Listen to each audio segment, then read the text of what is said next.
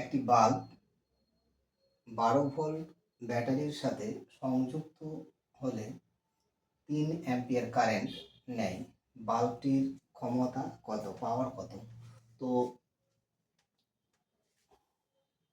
দেখো এক্ষেত্রে ক্ষমতা পি ইকুয়াল টু আমাদের একটা ফর্মুলা রয়েছে ভি আই।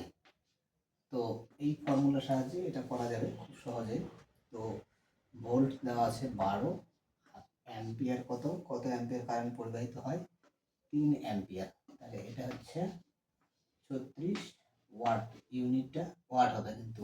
তো এক্ষেত্রে আমাদের সঠিক আনসারটা কিন্তু 36 ওয়াট। তো এটা হচ্ছে খুবই সহজ ছিল। তো ফর্মুলাটা কিন্তু আমাদের মনে রাখতে হবে, পি ইকুয়াল টু ভিআই।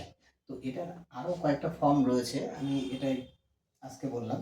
আরও কয়েকটা ফর্ম রয়েছে আমাদের এই ভি ইকুয়াল টু আই আর এইটা ব্যবহার করে আরও কয়েকটা ফর্ম করা যায়। তো আমাদের এক্ষেত্রে সঠিক আনসারটা হলো অপশন নাম্বার সি।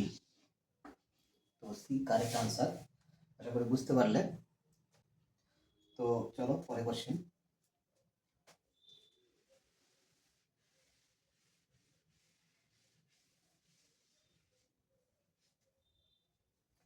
দেখো পরবর্তী কোশ্চেন কি বলা আছে, একটি পরিবাহীকে 2 ভোল্ট ব্যাটারির সাথে সংযুক্ত করা হলো। ধরা যাক বাহকের উপর বিভব পার্থক্য V1, অর্থাৎ প্রথম ক্ষেত্রে বিভব পার্থক্য V1 যখন 4 ভোল্ট ব্যাটারির সাথে সংযুক্ত করা হয় তখন বিভব পার্থক্য V2।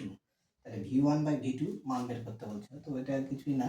তো প্রথম ক্ষেত্রে বিভব পার্থক্য V1 ইকুয়াল টু কত, 2 ভোল্ট, তাহলে 2 ভোল্ট। দ্বিতীয় ক্ষেত্রে বিভব পার্থক্য কত, 4 ভোল্ট। তাহলে এক্ষেত্রে আমাদের বের করতে বলেছে V1 বাই V2। তাহলে V1 বাই হচ্ছে V2 কত হবে, এটা বাই এটা।